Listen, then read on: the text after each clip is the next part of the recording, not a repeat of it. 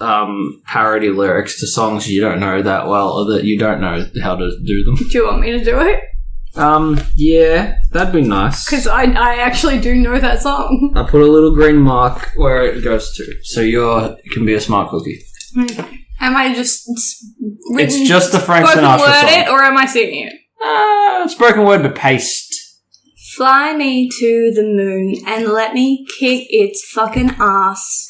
Let me show it what I learned in my moon jujitsu class. It's a good opening. In other words. Otherwise what? Ladies and future boys. Well, that's just what the next... Ladies and future boys, welcome to the School for Wayward Nerds, the only podcast selling its bones for beer money. My name is Toby DePaul, and I've recently... I think we're already drunk. Yep, and well, because we're out of all our bones.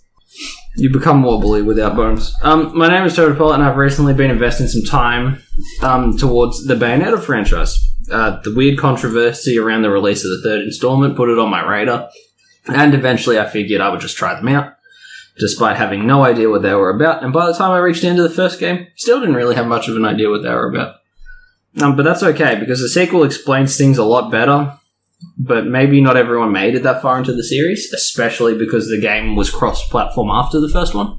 Yeah, it was during the first one. So if you were playing it on Xbox, you didn't see the sequels. Yeah. So today I will rectify this as best I can as we cover the original Bayonetta. Joining me, Producer Kai. Hi. How are you? I'm good. Mm-hmm. I would like to say I'm one of those people that didn't really make it through. You got... As far as platforming games go that aren't like Animal Crossing, you got pretty far. Well, no, see, the problem that I had was I started it first. Uh-huh. And I was doing okay. Mm-hmm. I'm a little bit confused by the levels and the difficulty and things like that. But then you came in and you were like, cool, so what's this about? And I could not answer that question. And then the more I thought about it, I was like, I'm playing this game and I have no, like, am I the good guy? Am I the bad guy? What is going on? And so I was just like... The cutscenes are long, but because they start off long and you're not invested yet, a bunch of things will go down and you're on your phone. And then next thing you know, the game's over and you're like, huh, that was weird. Yeah. Which they knew was happening. Because you get to Bayonetta 2, and they explain the plot of the first one twice. At least twice. I'm not quite finished on that one yet, but they've told me what happened multiple times. I'm like, wow, they really had to hammer that one in after the fact, huh? Well, and I'm not sure if, like, it's... Like, now that you've gone on ahead of me, I know that it's not, like, a me problem. No, I was... But I was, like, I was so confused in the moment that I was like, I'm going to step away from this and I'm going to come back when I get it. It's like a good detective book, though, in a way, because the second time you go through it, you catch lots of little things and you're like, oh. You know? And then that's nice. I see. Before we dig into the game's lore, we have to get to the point where the game is on our screens in the first place, as we always do. That begins with Hideki Kamiya. A guy I mostly know as the dude on Twitter who just blocks everyone. I remember that. Yeah. Remember him unblocking someone to like their fan art and then like reblocking them again? Yes. On his way out. But he has a pretty long history in the industry, in the gaming stuff proper. Oh yeah. He's not just a weird Twitter guy. He began working for Capcom in 1994. Can I put it out there? Mm-hmm. I think that's actually the best way to run a Twitter. Well, I think that's the whole thing. It's like, you just keep it clean. Yeah. And organised. And that's very, like, Japanese of him. Yeah. Yeah. So, he worked at Capcom, 1994, directed Resident Evil 2, and Devil May Cry 1. Okay?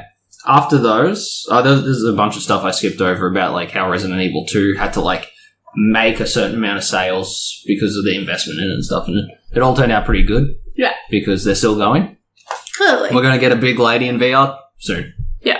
So, so after those, Capcom had set up Clover Studio to be more of a creator-controlled department, like how DC Comics used to have Vertigo. Mm-hmm. Okay.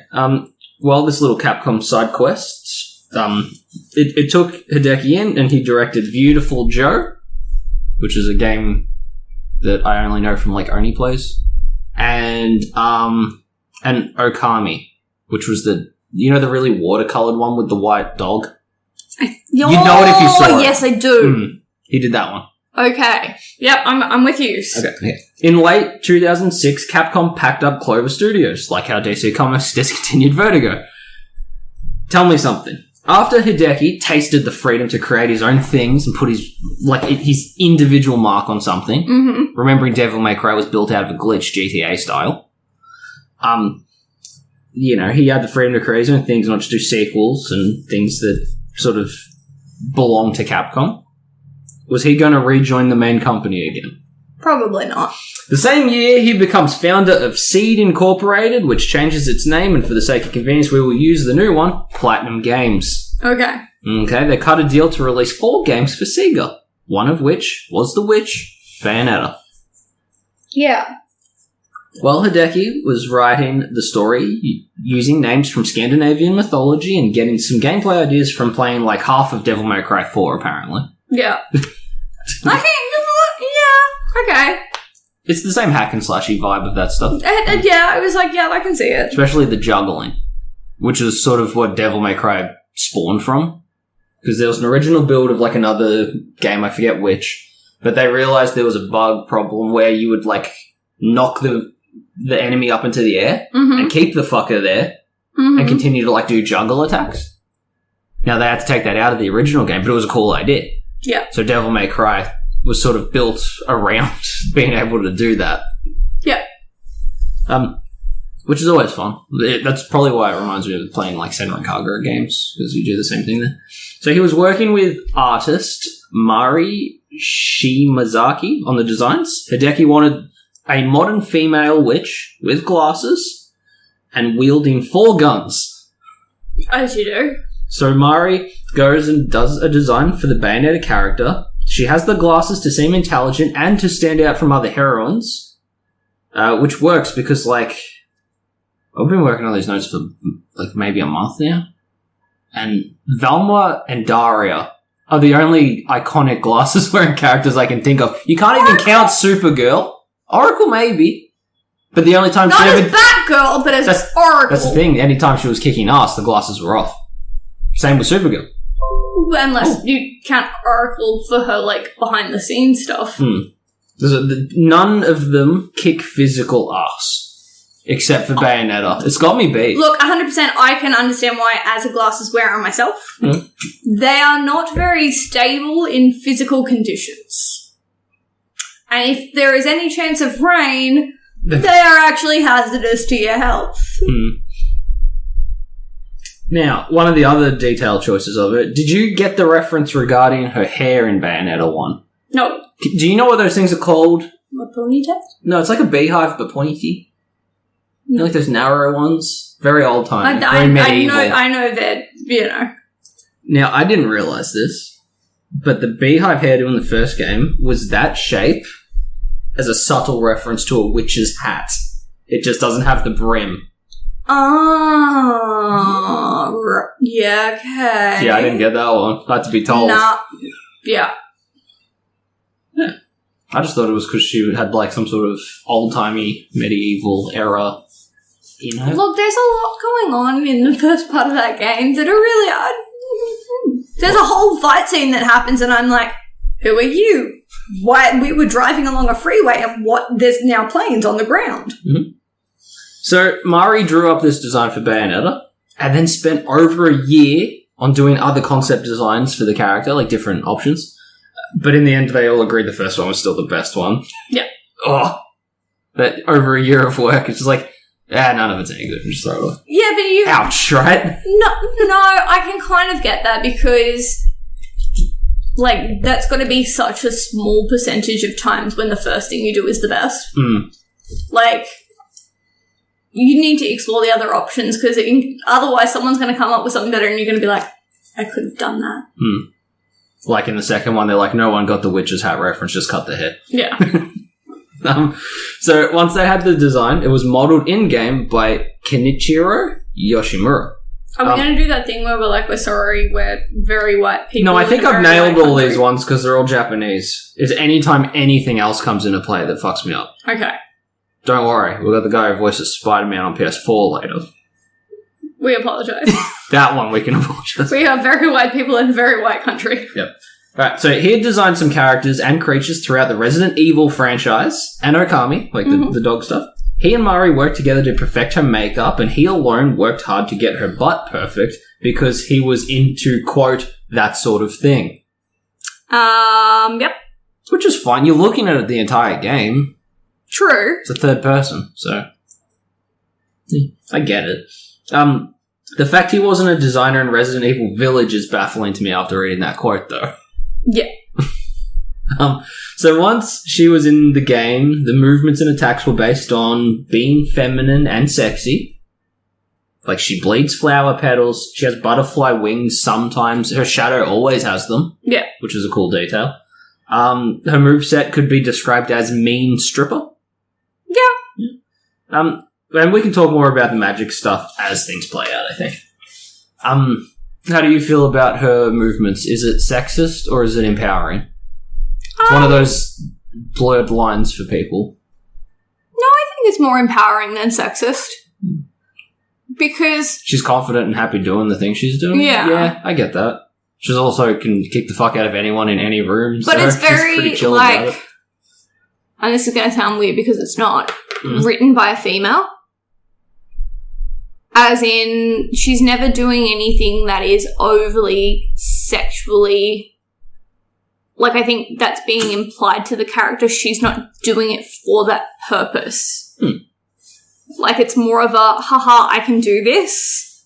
And everyone's like, ooh, flexibility. I can do this and look good doing it. Like, yeah. Alright, I'm just checking with resident woman. I don't see it as overtly sexual. Okay, cool. For all those playing at home, you also didn't have a problem with Kaijo or Stripperella, so I don't know if we're the best. No! I don't know if we're the best for this because one. Kaijo it's very dependent on, and I suppose this is the same way, it's very dependent on the lens. Mm-hmm. If you're actually watching Kaijo and you're paying attention to the purpose for what they're doing, it's not sexual in any nature. It's literally just like volleyball without the ball. If you want to sit there and go, they're playing sports with their butts, then yes, it's sexual in nature. Depends on if you're jerking off. I don't know. Alright. Let it be known, I've never jerked off to Bayonetta. It's too long. I love that that's your problem. Look at it. She's long. She is. She's very, very creepy in that sense. Femininity is a tricky word to say, and it was also a factor in the music. They used all-female choirs. They had pianos and other, quote, beautiful instruments. Nice. I don't fully know what that meant, but they were aiming for something. You know, there's a goal there. It also features a lot of folky music, you know, old Ren Fair witch shit. Yes. You know? It's definitely trying to be set in a particular it's in a present day, but it's in a weird, vaguey one. Yeah. Like if everywhere was as weirdly historical as, like, some areas of Salem. Alright, yep, so folky music to the point where her guns were named after the Scarborough Fair. Did you know this? All of her guns had individual names. No. Parsley, sage, rosemary, and thyme. Oh. See. I don't know if the blue ones in Bayonetta 2 have the same names, but I think they do. I think they just got a fresh coat of paint. The soundtrack they released featured everything. All 150 tracks, unless you're American. I told you this little bit of trivia. Do you remember this one? If you were American, you didn't get Fly Me to the Moon. Which is like... the theme. Yeah. That's like dropping Fairy Tale out of... like the Fairy Tale theme out of the soundtrack. It's like dropping the battle music out of the Persona 5 music. You just can't do it. Yeah. That's weird, right? No, you know exactly what it's like? Changing the Married with Children song to free fucking music. Royalty-free music. Ugh. So, with all that behind-the-scenes stuff out of the way, it's time to dive into the lore and game itself. Here we go. Which is strikingly tricky, as we've already pointed out. So when I think of the start of Bayonetta as a franchise, I think about that awesome cemetery scene and tutorial that takes place therein. I liked that bit. But going back there for this episode, I realized my brain skipped over a lot of wild stuff without any context. Mm-hmm. Alright, the pre-menu cutscene is just flashes and quotes that give up no context, and if I explained them, it would blow most of the game's load before we even get to the main menu. So then once you start the game, things aren't exactly any clearer. You begin playing in ancient robes, fighting some kind of biblically accurate angels with a buddy in a red outfit atop a clock tower that's falling off a cliff. Thoughts on that? It was confusing. Mm-hmm. Did it leave a lasting impression? Because I think that was the vibe, was like, to try and make the player go, what the fuck's going on? Yeah, kind of. Okay, well, you button match and taste some of the hack and slash style of the gameplay, some narration kicks in. It talks of the finer things, like 2 secret clans that have been around since before written history. Mm-hmm. One group being the Witches? The Umbra Witches, which were a coven that follows the path of darkness, and the Lumen Sages. They follow the path of light and follow the Lord, all that gay stuff. But the two groups achieved balance. Yeah. For every angel on a shoulder, there is a devil on the other one. Yes. You know, them's the rules. In that balance, they'd found peace. This was the way for a long time until it was not. For reasons hinted but not yet revealed, there was a falling out between the Sorcerer faction and a little Marvel Comics civil war goes down. Mm-hmm. I made sure to say Marvel Comics because you don't want to say an actual civil war went down because historical stuff is sad sometimes. Yeah. Sure, the Lumen Sages had the power of God and anime on their side, but eventually they were worn down by the Umbra Witches. Victory went to these gothy creatures, but it was short-lived because, normal mortals feared them. Yeah. And thus we get the witch hunts. The witch hunts in this game's reality weren't just mob mentality manifested into one of history's most cruel and pointless moments. Instead, in this work of fiction, the witch hunts were successful, and a genocide of these Umbra Witches all had been eradicated, all except one. Yeah. Bayonetta. That's the game. Mm-hmm. So, cut to the present day of anywhere between 2009 and 2020, depending on what console you got there. Oh. Because it came out on whatever the 2009 Nintendo stuff was, and the Xbox, and the PlayStation 2. I think it was the Wii. Might have been the Wii. I think it might have been the Wii U at that point, actually. No, I think Wii U was It has a lot of touchscreen options. Okay. I feel like it's from that, but I don't know.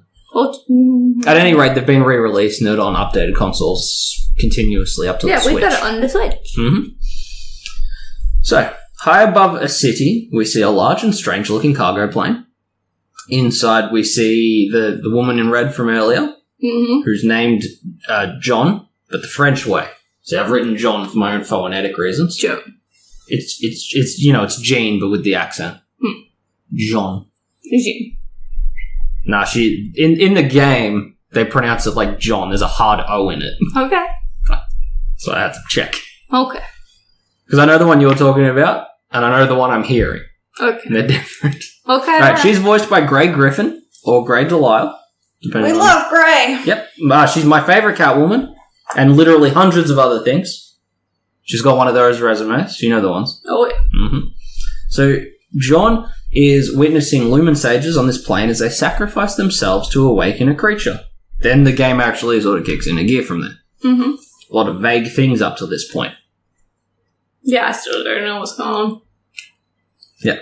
So, the cemetery scene. This is my favourite. This is a good opening, I think. Did you like it? Maybe I should play 2 and then go back and play 1. Well, 2 will explain 1 to you, so you'll be ready for 1. That's what I'm thinking. I can't wait to play 3, and it tells me what happened in the second game as well. Yeah. And then we got this 4th one that'll probably be out by the time this episode hits the listeners, which I think is a prequel to 3. She looks like 3. Okay. Takes place between 1 and 3. Okay. It's Bayonetta 2, but like a side. 0.5. Yeah. It's like that fucking weird Lion King one that's just Timon and Pumbaa watching Lion King. I actually really like that film. It's cute if you like Mystery Science Theater. Because that's what it fucking really is. Really fucking stupid. Well, if you don't have the budget to animate a new one, fuck it. Just watch the old one again. It's like when Toy Story did bloopers. Oh, dude, They were great. that rules, yeah. Bye-bye. Bye-bye now. Bye-bye. Thank God. Thank God. Look, spoilers for later. This game doesn't do bloopers, but it does a lot of that same goofy, the end of the movie stuff. Like, there's a choreographed dance sequence at the end, very reminiscent of Shrek 1. Oh. Because that had the stupid karaoke bit. It also has a really great, like, that one mashup is perfect. As bad as the new Saints Row was, when you 100% it and you finally have the karaoke night and everyone's singing Love Shack and they clearly blew their budget on paying for Love Shack, I think. That part I actually, like, that was fun. Yeah. Watching your character sing that while just, like, shooting people on a freeway is fucking... that's kind of what the game needed to have been the whole time, instead of just at the end. The cemetery scene. The camera moves along past gravestones. Names on them are opening credits. Yes. It's a cool way of doing it. They do this until director Hideki Kamiya's Stone is pissed on by a dumpy little New York man named Enzo. Yes. Voiced by Chick Venera. How do you feel about him? He's annoying, but I think he's supposed to be annoying. Yeah, he's the dumpy little fat man. Yeah. So Chick Venera did parts in like every 90s WB cartoon and died in 2021. Oh. Enzo is a curmudgeon and complaining about being dragged out on this rainy day to say goodbye to a departing friend named No Shit Eggman. You want to talk about that? This is a Sega property. So we can all assume Shadow the Hedgehog finally killed Eggman, Dr. Robotnik. And you're also collecting halos as currency in this? They're fucking rings. It's Sonic. Yeah. Right? Okay, so this is the thing I wanted to point out. They already knew that it would work on the console. So, a nun is quietly reading her verses, and she's super tall and elongated, so it's pretty, like, easy to assume who that one is. Yeah, it's not subtle. But, you know, I do appreciate the cinematography and the light cheese of the whole thing. Yeah. Oh, yeah, dude, it's cheesy as fuck. If you're going in there thinking, like, dark, gritty, like The Crow, you ain't fucking finding it here, dude. It's almost a comedy. Look, yeah, it is. It's not Batman Returns. It's not Batman and Robin. It's a little Batman Forever-y. Yeah, light cheese. Little cheese, not too much cheese. Yeah. As Enzo gives his last adios, a ray of sunlight pierces the grey drizzle of the day, and a choir can start to be heard. Mm-hmm. Enzo panics, as he can't see where the choir voices come from, but the nun can. She can see the instruments of God.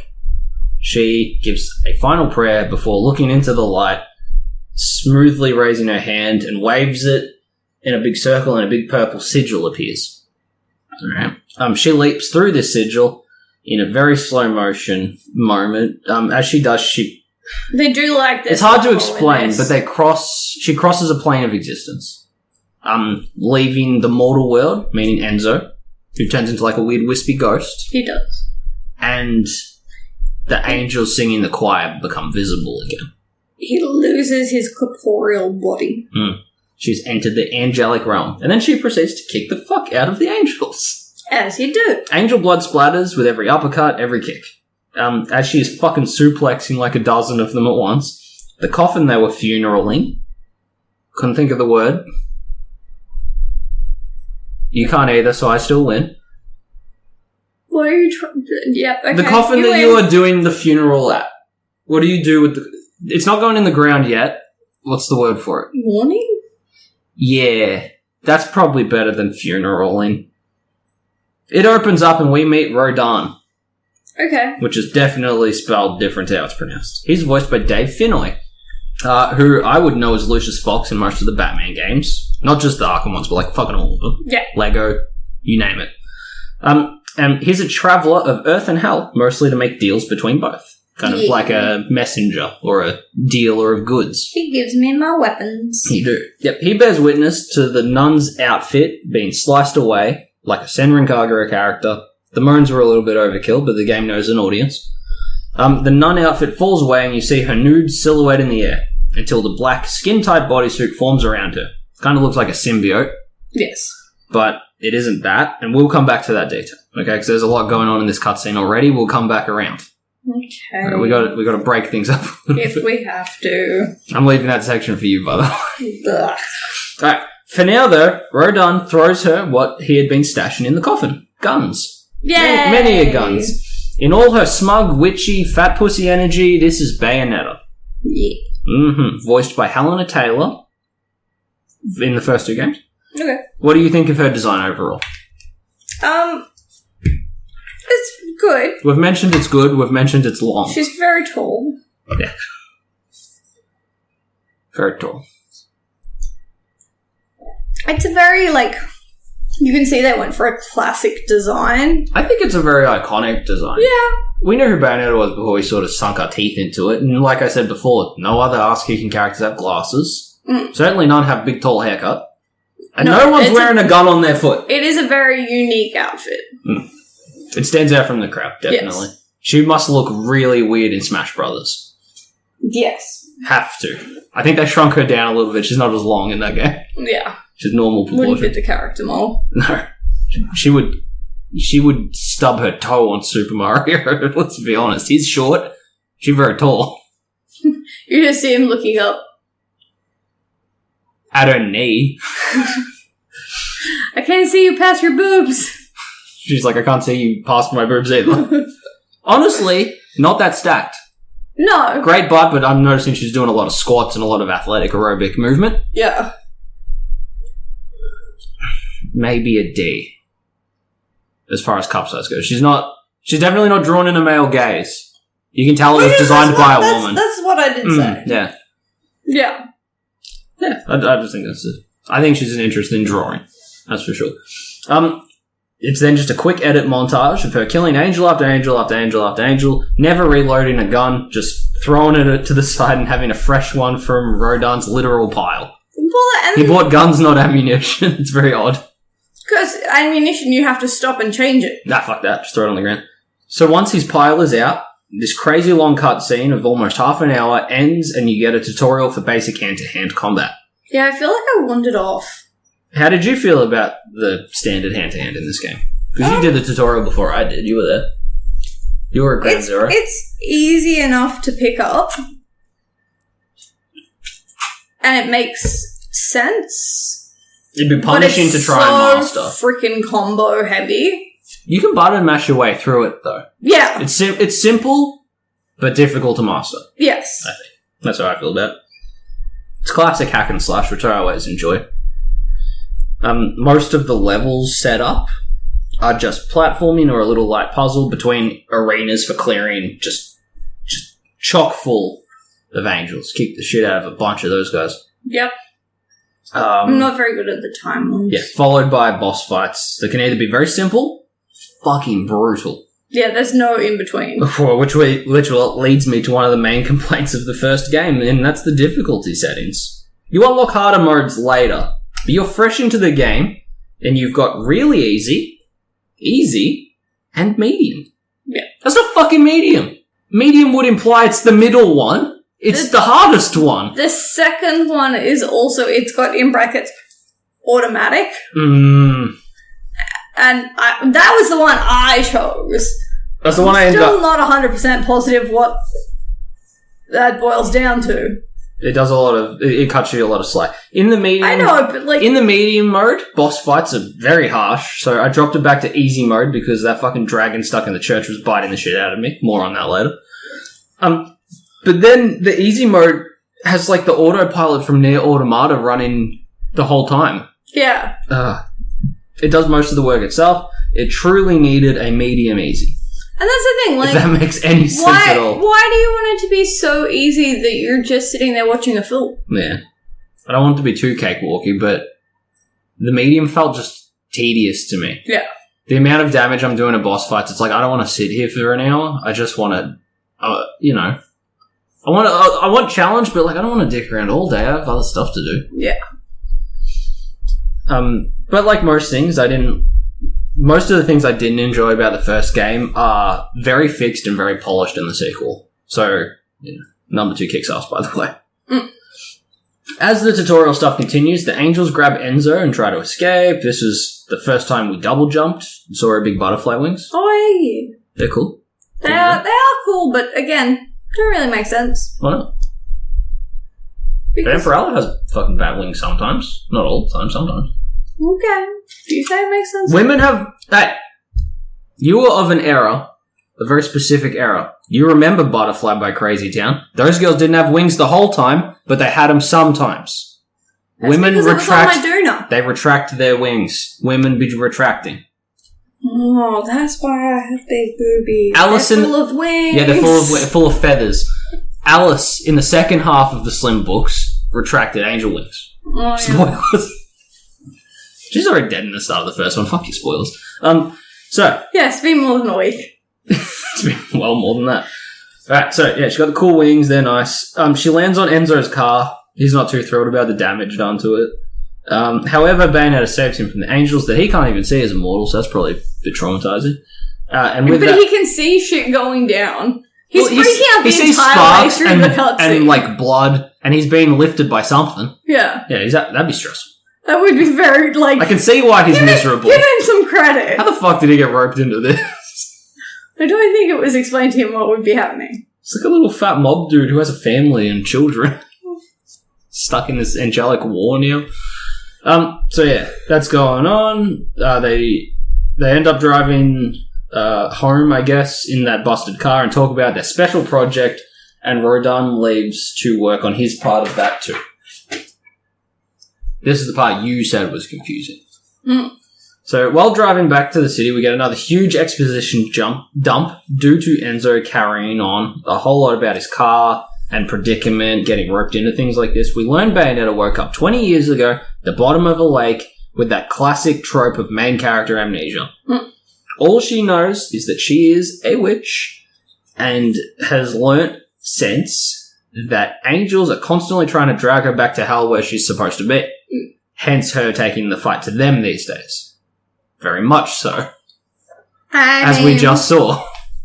You gotta do what you gotta do. She's John Wickenham, I guess. So during this mild dressing down, she notices Enzo has a tracker on him. And it seems too late to remove it. Because the aeroplane we saw earlier is back literally trying to hit their car. Yeah, on the highway. Deception, though, not their tracker. Mm. I think they just can sense her or something. I don't know how it works. mean... Angels be doing angel shit. Troll beast. Yeah. So Enzo swerves, crashes, and falls clear of the already trashed convertible. Bayonetta jumps through her crossing over sigil thingy and lands atop the plane, seeing the angels, getting killed by Jean. See, Bayonetta can remember this witch in red from before her underwater rest, but only in flashes. Jean remembers her, though, very well, in fact. Knows her 4-syllable name that I can't fucking shorten for the life of me for the sake of notes and talking. Hey. Nah, that feels too shit. Netta. So, that's it. That's Oh. Nettie. I don't know, man. So, they square up and I love that bit because, like, they pose up, they get ready to fight, and just for a little added cheese, Bayonetta does, like, quickly do a darting look at the camera. Mm. It's just like a weird... It's like they put an outtake in the game. So it's a cute little detail. The gameplay begins again, and it's hard to describe without visuals. Honestly, a lot of this game, frankly, is. Yeah. It's completely in witch time. So, if you do a perfect dodge, you get a brief period of witch time, which is just super slow motion. You get the speed force for a minute. Yeah, you can like predict what's going on. And this entire fight is in that mode, so you can get a feel for it, and so you can do a lot of special attacks. If you watched the Sherlock Holmes with Robert Downey Jr. RDJ, when he does his little explanation of what he's going to do in the fight, that's in wish time. Or when Quicksilver saves everyone from that explosion at the X-Mansion. I was trying to think of something that people have actually watched. Not everyone remembers that one bit from that movie. You know what? The rest of it's vague. Yeah. That's Stages of Future Past, I think. Okay. So, yeah, you're doing slow motion, you're learning some of the insta-kill moves like the torture attack. Did you have any favourites of those? Will I bring them up? Because I don't really mention a lot of the, fighting mechanics. Not really, because I was also mostly just button mashing at this point because I had no idea what was going on. Those are those ones where you, like, summon a torture device, dump the angels into it, like the big spiky treadmill, just an Iron Maiden, guillotine. I did the Iron Maiden a lot of times. I never did a guillotine. The pulley system's good. Oh, I do. It depends on what enemy you're fighting, because some of them have specific ones. There's these angels who have a little bit of a tartar going on, some boob. Those ones get tied up and put on the Spanish donkey. And sort of dragged by the legs down, split in half. So, Spanish donkey, I forgot what that was called the other day. Why did you need that? I was explaining it to somebody. Okay, great. Medieval torture devices. And it's also in slow motion because you're fighting atop a crashing plane. Yes. While it's doing that. Yes. There is a lot going on. Yeah, there's a lot going on all the time. So the two women keep upping the ante and being more showboating with their kills until the angels are all gone. But before they can turn on each other, Jean makes a stealthy escape like Batman. And that's the thing, the whole way through she's, like, insulting you. Yeah, because you're rusty and not good at this anymore. Yeah. You used to be hot shit, but now you're a dork. True. Always eating lollipops like fucking Juliet Starling. I'm doing my best. Yeah. So, while this is still sort of in slow motion, Bayonetta still has time to throw Enzo and his car back down onto the road and get in it. Yeah. Finally returning to Rodin's bar, which is the Gates of Hell. That's a cool name. It is, and it sits between Earthly Realm and, I guess, the Nether Realm, if you're a Mortal Kombat fan. Well, that's it. He can use the bar to, like, go and pick up stuff that he shouldn't have. I know, it's like an airport bar. Like, you check in from human world, and your destination's going to be hell, probably, instead of Florida. Yeah. So, yeah. He and Bayonets talk about the sheer amount of angels at that graveyard and the plane crash and stuff. Rodin sees this as, and the timing of Enzo getting that information that they mentioned earlier to be very suspect. This little gang of angel killers might seem kind of like bad guys here. But there is a balance and a status quo that they are trying to uphold. Like I said earlier, there's a yin-yang that needs to happen. Without darkness, there's no light, all that sort of shit. Whether they know it or not, though. But what the angelic types are doing currently is risking a tip of those scales. They're getting a little bit wild and flying planes into cities, well, which, they're the only ones considering around. This took place after 2001, feels a little bit radicalized. Again, they're the only ones around. Yeah, not a lot of extras. There's only a few moments, but they're always completely wisped out because you're being invisible, so you don't have to bring a passport. The only one, like, that I can really remember there being other people in, and they can't see you, is in the train. In the train station? Yeah. A lot of V-Grid has that, but, yeah, we'll get to it. So Rodin thinks something is up, but, and there is, which we don't learn about it for a super long time. In the meantime, we got her some help, or he got her some help with protection. Less realistic guns. Yay! This is when we get Scarborough Fair. I called them lightish red. Yes. They're not quite pink. No. They ain't quite red. Lightish red. Yeah. Okay. I can go with that. It's like a red car that's been in the sun for too long. Yes. So, yeah, they're good. Do you like their design? Yeah, they're pretty cool. Yeah. I like how they're like their crescent moons. I like the crescent designs on the side of them. If you put them together, like they all make a nice little pattern. Yeah. So with these and her info from Enzo, which gets narration over the plane across a map treatment, you know the ones. You know the little plane going across a big world map while someone talks. That's what it does. Classic movie stuff. It's from Where on Earth is Carmen San Diego. And Indiana Jones and like a million other originals. American Dad's done it. So she heads off to this probable trap in a made-up location called Vigrid, Europe, which is a little bit Vatican-y, but without the copywriting or the church getting pissed about it. Yeah. So, let's say during this flight, roughly, we play a mini-game called Angel Attack. Do you want to talk about those? Very arcadey. You can hear the coin going into the machine. Oh, yeah. It's like an old-timey TV, and then there's all these little, like, floaty skulls, and you gotta knock them. Yeah, they're the little floaty angels, and some of the normal ones with wings. You gotta, like... It's like, Point Blank. You know, the arcade game where you... It's a Time Crisis as well. Time Crisis, okay.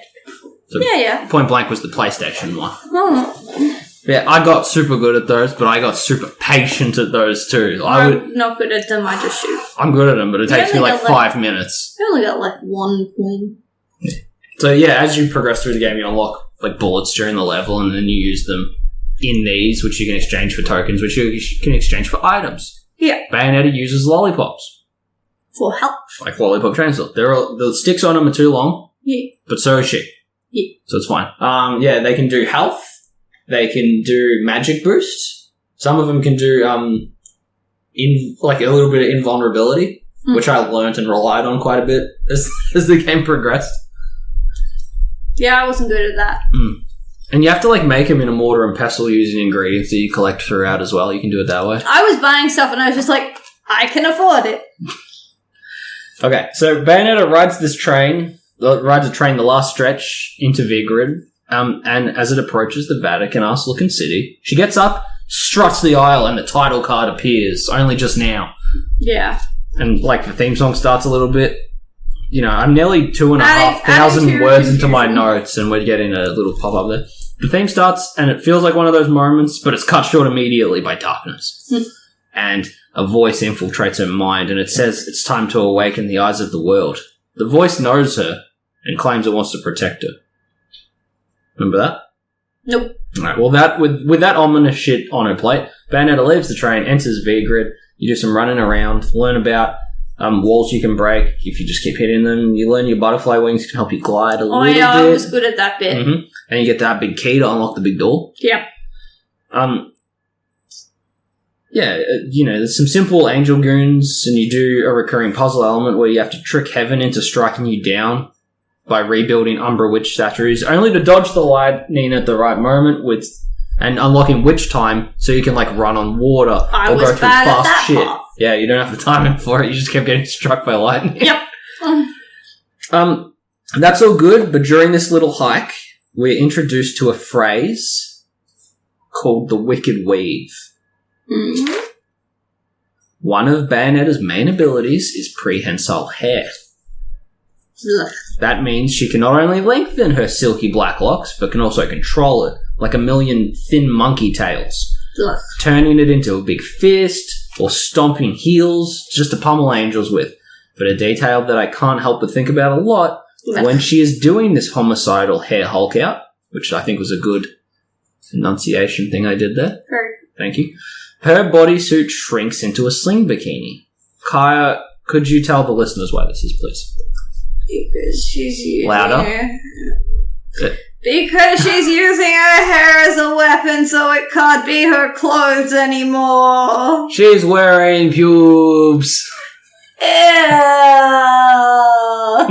It's so gross.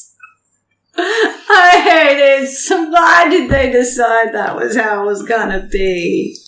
It is a cool stylistic choice, and it's because the better you're fighting, the more of her you can see. So it's a incentive to get good at it for like 12-year-old boys.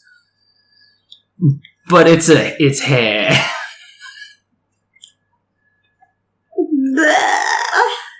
It's a merkin bodysuit, dude. Prehensile hair is a thing I've noticed a bit in our travels now. Janie Bell uses this trick in Zombie Tramp. We saw Flair Corona use hair magic in Fairy Tail. Yeah. Remember? That one chapter of Tomie we might have covered, I think. And, like, 8 or 9 people that saw Marvel's Inhumans, they saw Medusa. She had big hair. And from what I can tell, this idea stems back to some versions of the 1634 folklore tale Petrosian. Oh, fuck. This is an Italian word. I should be better at this one. Petrosinella. Okay. This is an Italian story that was ripped off by the French in 1698 with Percinet, which was later ripped off again by the Brothers Grimm in 1812 with their version titled Rapunzel. Look how far back I was digging. You really... 16th century shit. You really did fall down a hair well. I did. Well, don't even get me started on the Grudge. I'm pretty sure she had prehensile hair too. She was in a well. Some versions of these tales like to make their hair coming down the tower into a ladder shape. Or they just didn't want to draw all that hair every time, so they let it retract a little. Some versions of it do feature prehensile hair, and that could be where the idea comes from. It could also... Another point of origin could be Hari Onago, a Japanese yokai, spooky ghost, from somewhere between 1603 and 1868. She uses barbed hair to hook onto and devour strapping young men on the island of Shikoku.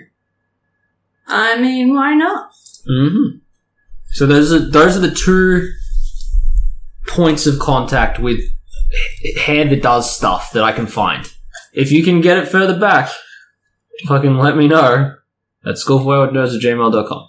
But I pissed away like a whole day trying to follow that one back. Next thing we learn is the halos you collect can be spent at at the gates of Hell Bar for items and techniques and things like that. Costumes. Oh yeah, I'm good at that. You're good at spending money, you found. Yep. You can also craft items with the ingredients you collect if you wish. Lots of collecting in this game, really, between the halos, ingredients, records for weapon upgrades. Oh, I was good at those ones. Lore books that I didn't fucking once glance at. I also, yeah. Health, magic upgrades, and the game itself is predominantly running from one spacious area to beat up angels, and maybe a boss to the next spacious area to beat up angels, maybe a boss. There's also a series of secret challenge fights in the first game that I didn't find until the second game. Oh. Because I've got a long play running as I do my notes, so I don't miss any details. And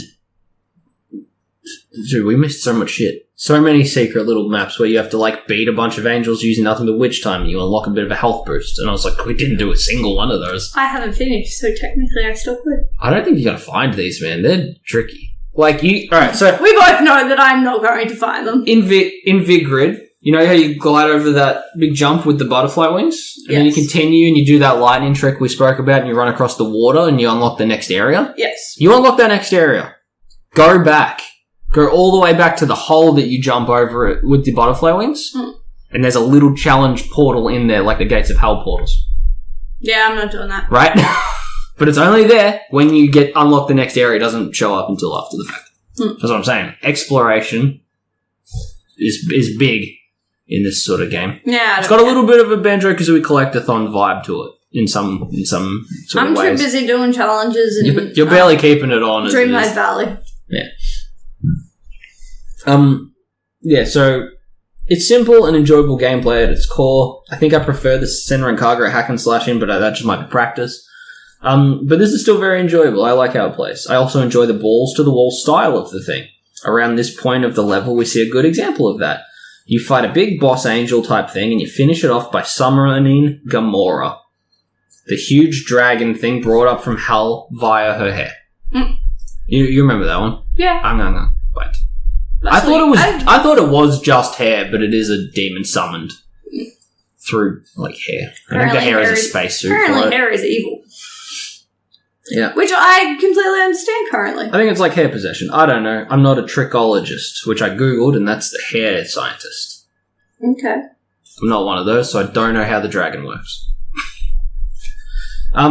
But yeah, it's a huge demon head that eats the fuck out of the angel. It's cool, but immediately a damper is put on things because when you pick up the giant axe that the angel was using, it scales down. That's rude. Do you remember that being disappointed? Yes.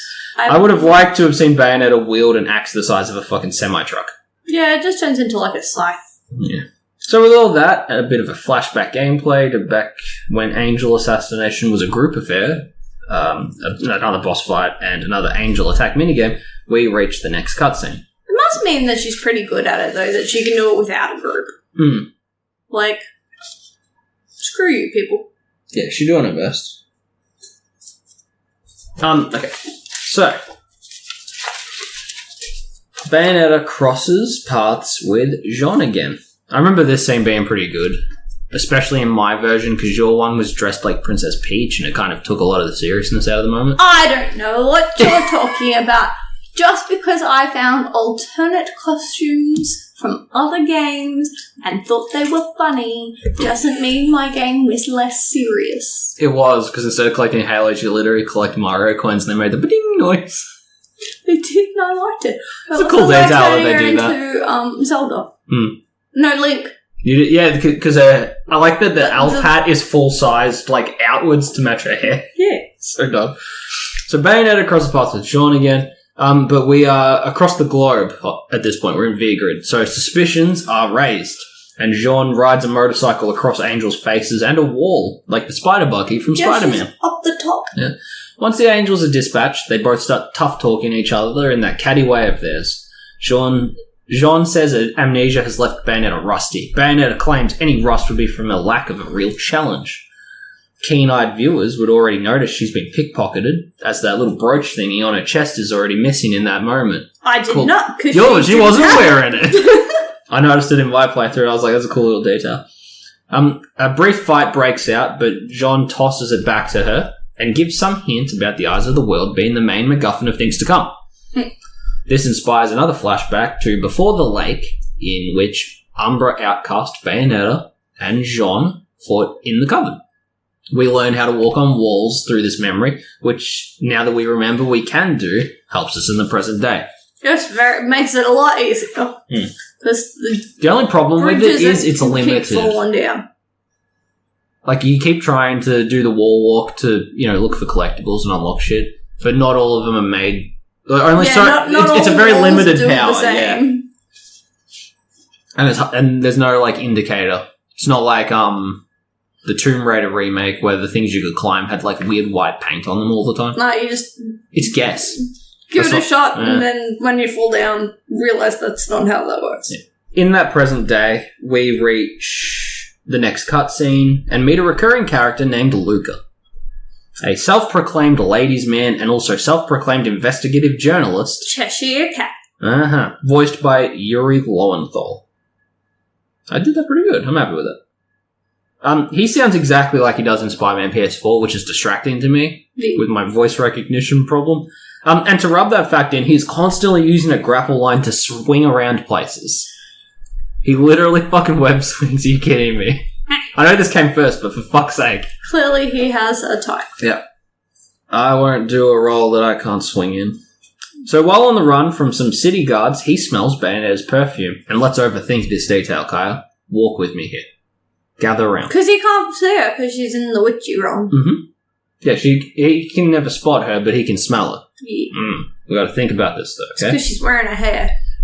He might not see her while she's in the angelic realm, or whatever you want to call it, but he can hear her. That bug on Enzo was his, apparently. He's been tracking her. At this point, we see a funny torpedo cat in the background, by the way. Have to mention him. Got to. Leave him alone. Get a neck, Dork. Trying his best. Apparently, there is no animation between a cat standing and a cat moving.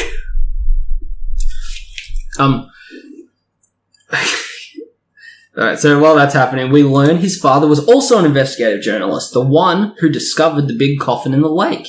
He released her, like that scuba dude that found the Loki mask in Jim Carrey's The Mask. Also, stop doing this. If you see a big spooky box in the fucking lake, leave it. Call a priest, have him deal with it. Just leave it.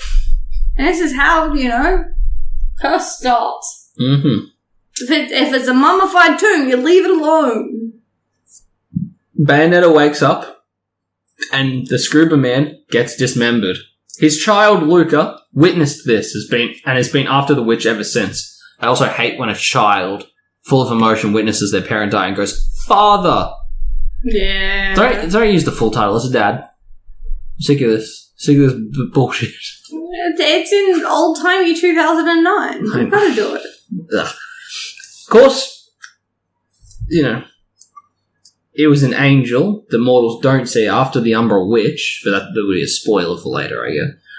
If you don't read between the lines of this whole fucking dialogue, because you can work it out if you overthink it hard enough. The answers are there. That it was angels that did it, not Bayonetta. Okay? the context and hindsight is what it is. He mentions rosemary as one of the scents in her perfume that he remembers from that day on the lake. That's how he knows where she is. He knows that fucking scent. She points out rosemary is a demon repellent and she would never wear that.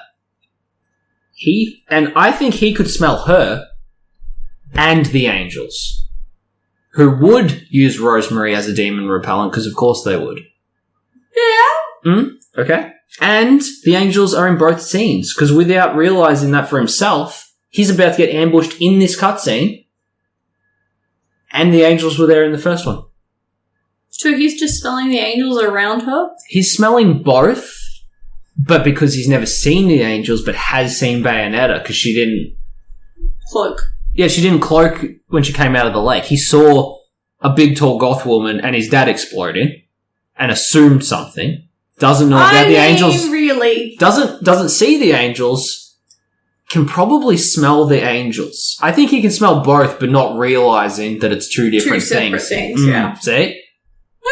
Ah. Alright. So, yeah, they get ambushed. There's more hack and slash hijinks, followed by a boss fight. Do you see the gameplay loop yet? Yeah. You gotta bash up the things. Oh, man. You see it pretty early on. Yeah. Good thing it's fun.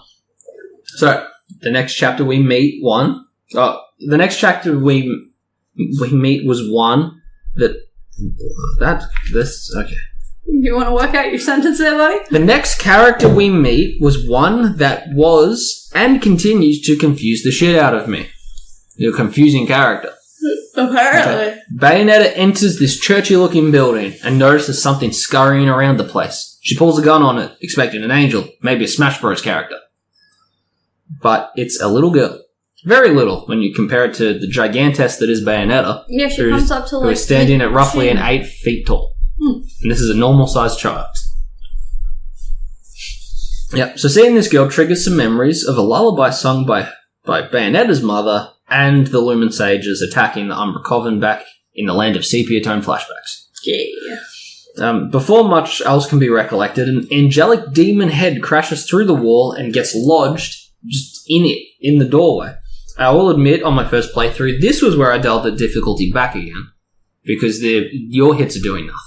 Yeah. And its hits are doing about a quarter of your health, and I'm like, I just don't have the time and patience. I don't care about this. Yeah. So yeah, that was when I discovered that the easy mode is basically autopilot. I'm like, what the fuck? Okay, so while that's happening, I do like the slow zoom out showing us that the dragon head had taken flight again, and the church is still stuck on its head, and Bayonetta is just in the sky doing this. Yeah. Seriously, a lot of the set pieces in this game are fucking wild. They are fun though. Well, I suppose I would got the freedom to do it. Yeah, so. I wouldn't be shocked if the ideas and set pieces came way before the plot was built to string it all together. So after the church breaks apart, it's revealed that the dragon head is like an arm on a bigger angel, kind of like True Ogre having the snake arm in Tekken 3. So it's like it's like when you fight it. It's a Megazord in Power Rangers. Yeah, and it's like, was it you who dragged me from heaven? You stink of witches. Obviously, it's more fancy and in Enochian. And Bayonetta responds with, I don't know what you're talking about. Obviously, more fancy and serving cunt the way she likes to do. You know how she be. The angel she mumbles under her breath, but we know what you're saying. So the angel is admittedly like, oh, okay, have a nice day, and she tries to kill it because it's a big ass angel. It disappears, and the city erupts. Not like a euphemism or a riot, literally cracking and magma coming out. Yeah, you gotta run away from the lava. Yep, what we learn is that someone purposely has brought angels here. We saw some Lumen Sages making that sacrifice near the beginning of the game. Maybe it was them? But the angel kind of implies Bayonetta isn't totally who she believes she is either. From there, it's a long segment as Bayonetta escapes the burning city, running from magma like it's like a boulder in Crash Bandicoot. Yeah, you gotta do up a wall and then across a building that's no longer up, it's down. And it's one of those front-facing running bits like the ogre in the PS1 Harry Potter game. Yeah. And some of that action. You do some more hack and slashing. You do a melon grab on an angel.